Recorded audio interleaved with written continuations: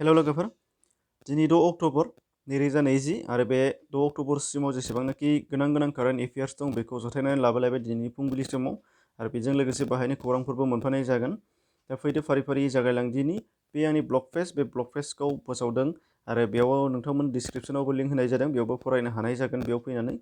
दा फैदो फारियै जागायलांदिनि मोनफा मोनफा जे दिल्लीनि chief minister Arvind Kejriwal presently जाय जाना दङ, बिथाङा 5 अक्ट'बराव बार गुबुंनाय माने एयार पलिउसननि थाखाय होबथानो मोनसे केम्पेइन खालामदोंमोन आरो बे केम्पेइननि मुंखौ मा बुंनाय जादों बे केम्पेइननि मुङा जादों युथ प्रदर्शन के विरुद्ध, बेखौ बानायनाय जादों होनदों आरो बेयावनो बिथाङा मोनसे एपबो फोसावदोंमोन। बे एपआ अलरेडि फोसावजाखानाय। दा बेयावहाय नुनो मोननाय जागोन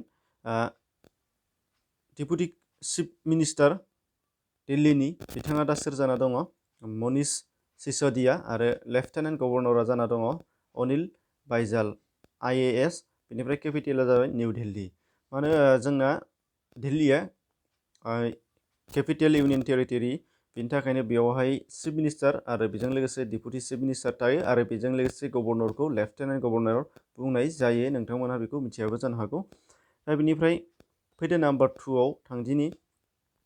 DRDO आ थांनाय 5 अक्ट'बराव आबुङै supersonic missile assistant release of torpedo' flight टेस्टखौ मावफुंनो हाबावबाय। दा बेखौ बबेयाव बानायनाय जादों बेखौ उरिष्यानिनो हुइलार आइसलेन्डआव बेखौ बानायनाय जादों। बे दाना DRDOनि सोमोन्दै आङो अलरेडि सिगाङावनो खिन्थाखांबाय। जायफोरा रेगुलार नायो नोंथांमोना नुदों आरो जायफोरा नायाखै डिसक्रिपसनाव लिंक दङ, कारेन्ट एफेयार्सनि प्लेलिस्ट दङ, बेयाव थांनानै नायबानो नुगोन गासैखौबो। दा DRDO defence research development organisation आरो बेनि फर्मेसन माजों गासैखौबो एबाउट DRDO बेखौ आं होखांखाबाय। दा बे मिसाइल टेस्ट खालामनाया जाफुंसार जाबावबाय, बे भारतनि थाखाय जोबोद गोग्गाथाव।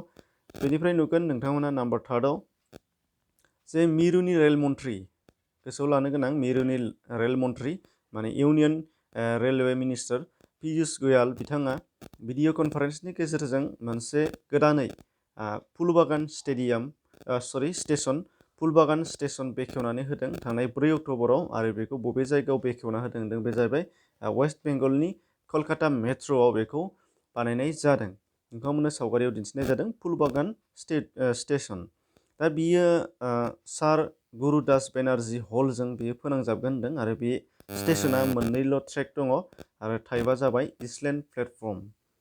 बे प्लेटफर्मनि टाइपआ जागोन इसलेन्ड प्लेटफर्म, बेखौबो सोंनो हागौ, नोंथांमोना गोसोआव लाबानो जाबाय। रेल ट्रेकआ मोननैल' दं। बे दा उननि खौरांफोराव थांनायनि सिगां नोंथांमोना जायफोरा गोदानै फैदों नोंथांमोना चेनेलखौ साबस्क्राइब खालामनानै ला, जाहाथे लेटेस्ट आपडेट बेनि थाखाय आरो नटिफिकेसन बेलखौबो थुनानै लाबानो जाबाय। आरो जायफोरा रेगुलार नायगासिनो दं नोंथांमोना दा हेल्पनि थाखाय नोंथांमोना जा हायो शेयार खालामबानो जाबाय। मानो होनबा भिउस बुरजा फैबासो जोंबो थुलुंगानाय मोनो आरो नोंथांमोनहाबो जोंबो नोंथांमोनखौ हेफाजाब होनो आखायाव लाबाय थानो हायो आरो। दा बे हिसाबै नोंथांमोना गोरोन्थि सानलायनो नाङा, जा हायो शेयार खालामलायबानो जाबाय। 2000 नायनायाव 50 सा 100 साया शेयार खालामबाबो जथेस्थ जायो। दा बे हिसाबै फैदो नाम्बार 4आव मोनगोन बावैसो वर्ल्ड टिचार्स डे हिसाबै फालिनाय जादों होनदों आरो 5 अक्ट'बर बोसोरफ्रोमबो 5 अक्ट'बरखौ वर्ल्ड टिचार्स डे हिसाबै फालिनाय जायो। दा बे वर्ल्ड टिचार्स डेआ माब्लानिफ्राय फालिजादों होनदों 1994 मायथाइनिफ्राय फालियो आरो बेखौ इउनेस्क'आ फालिनाय जायो होनदों। इउनेस्क' माने united nations educational scientific and cultural organisation, बेखौ फालिनाय जायो। आरो देग्लायनि टिचार्स डे वर्ल्ड टिचार्स डेनि थीमा जादों होनदों लिडिं इन क्राइसिस रिमेजिं दा फिउचार, बेखौ गोसोआव लाबानो जाबाय। लिडिं इन क्राइसिस रिमेजिनिं दा फिउचार। दा बेयो जाहैबाय देग्लायनि वर्ल्ड टिचार्स डेनि थीम आरो बेखौ इउनेस्क'आ फालिजेनदों 1994निफ्राय। इउनेस्क'नि फुल फर्म नोंथांमोना मिथिखायोबो जानो हागौ, होखाबाय। दा बेजोंनो लोगोसे सोमोन्दो गोनां जोंहा नेशनेल टिचार्स डेबो दङ। नेशनेल माने भारतनि टिचार्स डे, बे जाहैबाय 5 सेप्तेम्बर डक्टर सर्वपल्ली राधाकृष्णननि मुङाव जायखौ बानायनाय जायो। बेयो थांखांखाबाय, बेखौ बयबो मिथिगौ। दा बे जोंना नेशनेल बा जोंनि भारत हादराव फालिनाय, दा नैबे जाहैबाय वर्ल्डआवनो फालिनाय टिचार्स डे। बेनिफ्राय फैदो नाम्बार 5आव बावैसो हुआ 2020 to 2030 बे 10 बोसोर समखौ मा डिकेड हिसाबै फोसावनाय जाखो होनदों बे जाहैबाय डिकेड अफ हेल्दी एजिं होननानै बे 10 बोसोर समखौ वर्ल्ड हेल्थ अर्गेनाइजेसन एबा हुआ फोसावबाय होनदों। दा हुनि सोमोन्दै जायफ्रा मिथिया नोंथांमोना नुगोन 1948आव गायसनदों वर्ल्ड हेल्थ अर्गेनाइजेसन हेडक्वार्टारा USA नि जेनेभायाव दं आरो सुइजारलेण्डआवबो दङ। बेनिफ्राय डाइरेक्टर जेनेरेला दा जाना दं टेड्रस आदानम बिथाङा दा डाइरेक्टर जेनेरेल जानानै दङ वर्ल्ड हेल्थ अर्गेनाइजेसननि, बेखौ गोसोआव लाबानो जाबाय। नाम्बार 6 बावैसो इन्ड' American life time achievement award होदों आरो बेखौ दा सोरनो होनाय जादों होनदों देग्लाय बे जाहैबाय रतन टाटा बिथांखौ गोबाङानो सिनायखागौ। दा बे रतन टाटा बिथांनो इन्ड' American life time achievement award होनाय जादों होनदों आरो बेखौ थांनाय 3 अक्ट'बराव होनाय जादों बावैसो नै साननैल' सिगां। दा बेखौ इन्ड' आमेरिकान चेम्बार अफ कमार्सआ होनाय जायो होनदों, माने अबजार्भ खालामनाय जायो। इन्ड' American life time achievement award होनायखौ इन्ड' आमेरिकान चेम्बार अफ कमार्सआ होनाय जादों होनदों आरो बेखौ 3 अक्ट'बराव रतन टाटानो होदों। दा एबाउट रतन टाटा, नोंथांमोना रतन टाटाखौ सिनायाबो जानो हागौ, गोबाङाथ' सिनायखायो। बे जाहैबाय टाटा ग्रुप अफ इन्डास्ट्रिनि मालिकमोन। दा टाटा ग्रुप जाबाय, गोदो सिगाङाव टाटा कम्पानिल'मोन, दा टाटा ग्रुप जाबाय। दा बिथाङा टाटा ग्रुपनिनो चेयारमेन आरो बिथाङा पद्म बिभुषनबो मोनदों 2000आव आरो पद्म भुषण बान्थाबो मोनदों 2000आव। बेनिफ्राय पद्म बिभुषनखौ मोनदों 2008आव, बेनिफ्राय पद्म भुषणखौ 2000आव मोननाय जादों। रतन टाटानि जोनोम 1937 मुम्बाइ। दा बे आरो रतन टाटानि टाटा ग्रुपनि सोमोन्दै नोंथांमोना दाखालैसो बावैसो खोनाबाय जानो हागौ जे भारतआव गोदानै मोनसे पार्लियामेन्ट हाउस बानायगासिनो दङ। बे पार्लियामेन्ट हाउस बानायनायनि प्रजेक्टखौ मोनदों टाटा ग्रुपआनो मोनदों, बेखौ गोसोआव लानो नांगोन। दा बेनिफ्राय नुगोन नाम्बार 7 दासान्दि दरसे हादोरा अख्राङाव गिबियै माइनिं रबट दैथायहरनो थांखि लानाय जादों होनदों आरो बे माइनिं रबटखौ दैथायहरनो लानाय हादरा बबेया होनदों दा दैथायाखै, दैथायनायनि थांखि लागासिनो दं। बे जाहैबाय चाइना एबा चीन। दा चीननि केपिटेल बेइजिं, प्रेसिडेन्ट जि जिनपिं बयबो सिनायखायो। दा बेनिफ्राय कारेन्सि इयेन, बेखौ गोसोआव लाबानो जाबाय। नाम्बार 8आव दङ बावैसो फरबेसजों मुलुगनि गेजेरावनो बांसिन धोन खामायनो हानाय एक्टर हिसाबै फोसावदों। सोरखौ होनदों?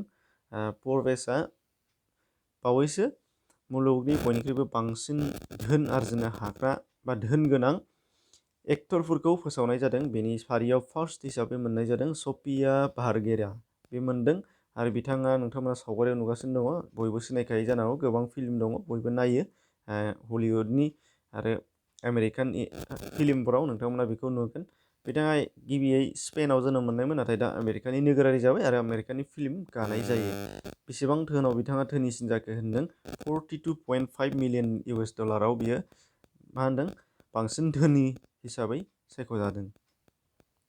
नाम्बार 9 भारतआ जुनारफोरखौ लामा बारस'होनो थाखाय ट्रेन लामानि साजों जुनारनि थाखाय आलादा दालां बानायनो लादों होनदों आरो बेखौ बबे लामायाव बानायदों होनदों।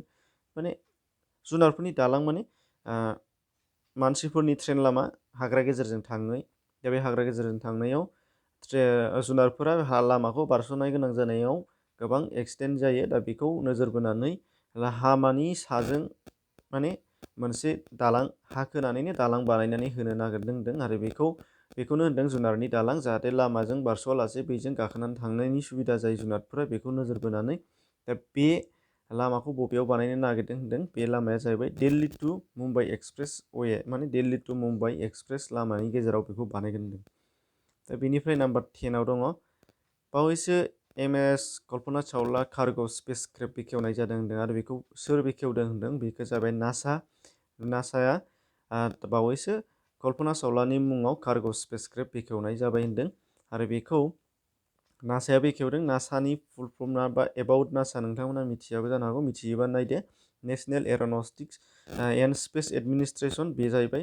बेखौ दानाय जादोंमोन 1958, हेडक्वार्टारा वाशिंटन DC आव। एडमिनिस्ट्रेटर जानानै दङ दा जिम ब्रिडेनस्टाइन, बिथाङा एडमिनिस्ट्रेटर जानानै दङ नासानि। बिथाङानो कल्पना चावला आरो कल्पना चावलानि सोमोन्दै नोंथांमोना गोबाङानो मिथिखायो आरो मिथिनाया गोनांथार। उन्दैनिफ्रायनो बेखौ बयबो मिथियो, गिबिसिन अख्रांमा आइजो दावबायारि।